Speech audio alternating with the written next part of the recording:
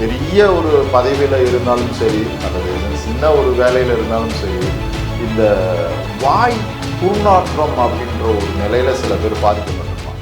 உடம்புக்கு பர்ஃப்யூம் போட்டுக்கும், வாய்க்கு என்ன பண்ணுறது? மவுத் ஸ்ப்ரே எத்தனை டைம் அடிக்க முடியும்? கையிலே வச்சுட்டு இருக்க முடியுமா? அதனால இந்த துர்நாற்றமான ஒரு நிலை இது ஆண் பெண் இருபாலருக்குமே இருந்துடும்.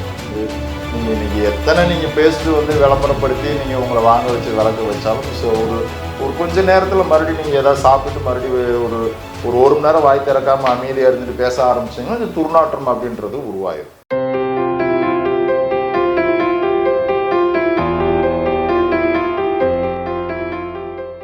வணக்கம் உணவு மருந்தும் நேயர்களே, நம்ம திரும்பவும் சொல்கிறோம், சின்ன சின்ன குறிப்புகள் மூலமாக எல்லா நோய்களுக்கும் உண்டான தீர்வு கொடுக்கறதுக்கு முயற்சி பண்ணிகிட்டு இருக்கோம்.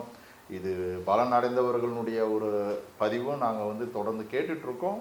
இன்றைக்கி சொல்லக்கூடிய குறிப்புகள் என்ன அப்படின்னா, இந்த குறிப்பு இன்றைய காலகட்டத்தில் தேவைப்படுற குறிப்பாக, எப்போதுமே தேவைப்பட்டு இருக்கிற குறிப்பா அப்படின்னு பார்த்தீங்கன்னா, எப்போதுமே தேவைப்பட்டு இருக்கிற குறிப்பு. என்ன குறிப்பு அப்படின்னா, இன்றைக்கி ஒரு ஒரு பெரிய ஒரு பதவியில் இருந்தாலும் சரி அல்லது சின்ன ஒரு வேலையில் இருந்தாலும் சரி, இந்த வாய் துர்நாற்றம் அப்படின்ற ஒரு நிலையில் சில பேர் பாதிக்கப்பட்டிருப்பாங்க. நல்லா கவனித்து பார்த்தீங்க அப்படின்னா, கொஞ்சம் பக்கத்தில் நின்று பேசுகிறதுக்கு கூட நமக்கு வந்து சங்கடமாக இருக்கும். அவ்வளோ ஒரு நாற்றமான ஒரு நிலை உருவாகும். இவங்களுக்கு வயிறு புண்ணு இருக்கும் அப்படின்ற ஒரு நிலை.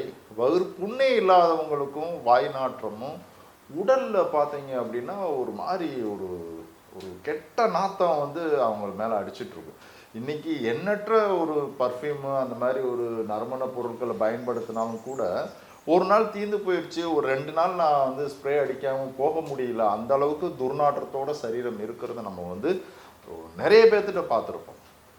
இன்றைக்கி அந்த ஒரே விஷயம் என்ன அப்படின்னா, உடம்புக்கு பர்ஃப்யூம் போட்டுக்கும், வாய்க்கு என்ன பண்ணுறது? மவுத் ஸ்ப்ரே எத்தனை டைம் அடிக்க முடியும்? கையிலே வச்சுட்டு இருக்க முடியுமா? அதனால் இந்த துர்நாற்றமான ஒரு நிலை இது ஆண் பெண் இருபாலருக்குமே இருந்துடும். பொதுவாக பார்த்தீங்க அப்படின்னா ஆண்களுக்கு இந்த பாதிப்பு உள்ளாகிறாங்க. என்ன காரணம் அப்படின்னா, எது கிடைச்சாலும் சாப்பிட்றதுன்ற ஒரு நிலை, வயிற முறையாக பராமரிக்காத ஒரு குற்றம், இது அனைத்துமே வந்து இந்த வாய் துர்நாற்றத்திற்கும், வயிறு கெட்டு போகும்பொழுது சரீரத்தினுடைய வேர்வை மனமும் ரொம்ப எப்படி சொல்கிறது, நம்ம இந்த கொச்சேஸ் என்னடா கத்தால நாற்று அடிக்குது உடம்புல அப்படின்னு சொல்லுவாங்க. அப்போ அந்த துர்நாற்றம் அப்படின்றது வந்து உண்மையிலே ஒரு சங்கடமான ஒரு பொது இடத்துக்கு போய் பேச முடியாது. நீங்கள் இன்றைக்கி எத்தனை நீங்கள் பேஸ்ட்டு வந்து விளம்பரப்படுத்தி நீங்கள் உங்களை வாங்க வச்சு விளக்க வச்சாலும் ஸோ ஒரு கொஞ்ச நேரத்தில் மறுபடியும் நீங்கள் எதாவது சாப்பிட்டு மறுபடியும் ஒரு மணி நேரம் வாய் திறக்காமல் அமைதியாக இருந்துட்டு பேச ஆரம்பிச்சிங்கன்னா இந்த துர்நாற்றம் அப்படின்றது உருவாயிடும். இதை தவிர்ப்பதற்கு ரொம்ப எளிமையான வழி ஒன்று சொல்கிறாங்க. நாட்டு மருந்து கடைக்கு போங்க, கோஸ்டம் அப்படின்ற ஒரு மூலிகை கேளுங்க. மூலிகை அப்படின்னா ஒரு வேறு மாதிரி இருக்கும், அது மனம் கொஞ்சம் சுமாரான மனமாக ஒரு மாதிரி இருக்கும். அது எப்படி சொல்கிறது, ஒரு அதிமதுரம் மாதிரியோ ஒரு அமுக்கர கிழங்கு மாதிரியோ ஒரு உடனே வாயில் போடுற மாதிரிலாம் இருக்காது, கொஞ்சம் ஸ்மெல் அடிக்கும். இந்த கோஸ்டம் அப்படின்றது பார்த்திங்கன்னா வேர் பகுதியானது. இந்த வேர் பகுதியாக வந்து கடையில் இருக்கும் பொழுதே பார்த்திங்கன்னா ஒரு ஈரப்பதமான ஒரு நிலையில தான் இந்த கோஸ்டம் இருக்கும். இதை வாங்கிட்டு வந்து நல்லா சுத்தமாக மண்ணுன்னு இருந்ததுன்னா நீர் விட்டு தாராளமாக கழுவிட்டு நல்ல துணியில் தொடச்சிட்டு அதை வந்து ஒரு சின்ன கத்தி கொண்டு நார் நாரா அல்லது சின்ன பீஸாக வந்து கட் பண்ணி, அதாவது கோஸ்டம் ஒரு 100 கிராம் வாங்கிக்கணும். கோஸ்டம்னு கேட்டிங்கனாலே நாட்டு மருந்து கடையில் கொடுப்பாங்க.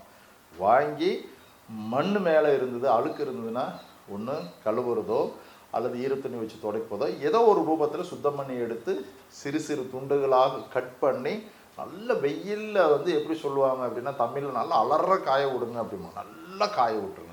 அந்த ஈரப்பதம் இல்லாமல் காய வச்சு கருப்பட்டியோ அல்லது பனங்கற்கண்டோ அல்லது கற்கண்டோ ஏதோ ஒன்று, கற்கண்டு அப்படின்றது வந்து உங்களுக்கு ஈஸியாக கொஞ்சம் இதோடு சேரும் பொழுது கொஞ்சம் பவுட்ரு பண்ணுறதுக்கு ஈஸியாக இருக்கும். அதனால் நீங்கள் இந்த 3 ஆப்ஷன் சொல்கிறோம். நீங்கள் கற்கண்டு எடுத்துக்கிட்டிங்கனாலும் கல்கண்டுன்னு சொல்லுவோம் இல்லையா, வெள்ளை கலரில் சின்ன பீஸாக இருக்கும், கட்டியாக இருக்கும், அதை எடுத்துட்டாலும் குற்றம் இல்லை. கருப்பட்டி எடுத்தாலும் குற்றம் இல்லை. இது ரெண்டும், இது ஒரு 100 கிராம் கோஸ்டம் காஞ்சதுக்கப்புறம் கிடைக்கிது அப்படின்னா இது ஒரு 150 கிராமோ 200 கிராமோ என்னது பனங்கற்கண்டோ கருப்பட்டியோ அல்லது கற்கண்டோ ஏதோ ஒன்று எடுத்து சேர்த்து நல்லா மிக்சியில் போட்டு நல்லா பவுட்ரு பண்ணி அரைச்சிடுங்க. இந்த பவுட்ரு பண்ணி அரைச்சி தனியாக வச்சுருங்க. இதுக்கு முன்னதாக நம்ம எல்லா நோய்களுக்குமே ஒரு முன் வேலை அப்படின்றது வந்து இந்த ஜீரண மண்டல சுத்தி அப்படின்றது சொல்லுவோம்.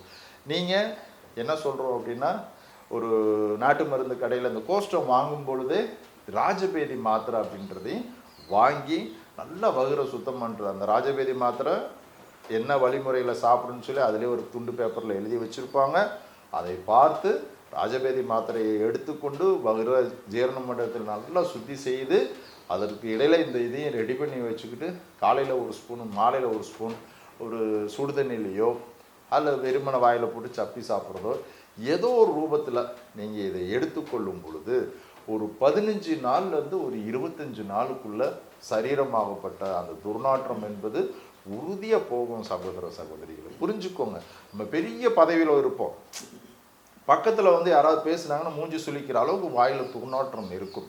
இது பெரிய ஒரு சங்கடமான ஒரு சூழல். நான் 2 டைம் ப்ரஷ் பண்ணுறேன், சாப்பிட்டோன்னே ப்ரஷ் பண்ணுறேன். இது ப்ரஷ் பண்ணுறதும் அடிக்கிறதுக்கு ப்ரஷ் பண்ணுறதும் சில பேர்த்துக்கு பார்த்தீங்கன்னா பற்களில் இருக்கக்கூடிய அந்த இடைவெளி அதிகமானதெல்லாம் நாங்கள் பார்த்துருக்கோம். அதனால் ஒரு காலை இரவு 2 நேரம் ப்ரஷ் பண்ணுறது அளவோட பண்ணுங்கள். எல்லா விதமான பேஸ்ட்டையும் பயன்படுத்தாதீங்க. ஏதாவது இயற்கையாக ஆர்கானிக்காக ஏதாவது ஒரு நம்ம ஒரு பாரம்பரியமான பல்பொடி, அதாவது வாய் துர்நாற்றம் இருப்பவர்களுக்கு மெனக்கெடுதல் அப்படின்றது இந்த ரெகுலராக பயன்படுத்தக்கூடிய பர்பஸை எல்லாம் தூக்கி ஓரமாக வச்சுக்கிட்டு நாட்டு மருந்து கடையில் ஏதாவது ஒரு பர்பஸை இயல்பாக செய்து வச்சுருப்பாங்க. கருவேலம்பொடி அப்படி இப்படின்னு இருக்கும். ஏதோ ஒன்று பயன்படுத்திட்டு இந்த கோஷ்டம் பனங்கற்கண்டு சேர்த்த கலவையையும் ஒரு 10லேருந்து ஒரு 25 நாள் அல்லது ஒரு மாதம் அல்லது ஒரு மண்டலம் எடுத்துக்கொள்வதனால எந்த குற்றம் பண்ணாது. திரும்ப சொல்கிற சகோதரிகளே, வேர்வை வந்து ஒரு கத்தால வாடை அடிக்கிறது அப்படின்னு சொல்லுவோம். இது நீங்கள் மாமிச உணவு தவிருங்க, அதெல்லாம் நம்ம பேசவே போகிறதில்ல. இதை சரி பண்ணுறதுக்கு உண்டான வேலை. அது போக நல்ல உணவுகளையும் ஜீரண மண்டல சுத்தமும் ஜீரண மண்டலம் நல்ல ஆரோக்கியமான நிலையை நீங்கள் கடைபிடிக்கும் பொழுது வாய் துர்நாற்றமும் இந்த சரீர துர்நாற்றமும் முழுசாக விலகி இந்த கோஷ்டமும் இந்த பனங்கற்கண்டும் உங்களுக்கு சப்போர்ட் பண்ணும் அப்படின்றத அந்த இடத்துல ஞாபகம் பண்ணிக்கிற அதை பயன்படுத்தி பாருங்கள். எப்போதும் போல தான் சித்தர்களுடைய ஆசீர்வாதம், அடியனுடைய வாழ்த்தும். வணக்கம் நேயர்களே.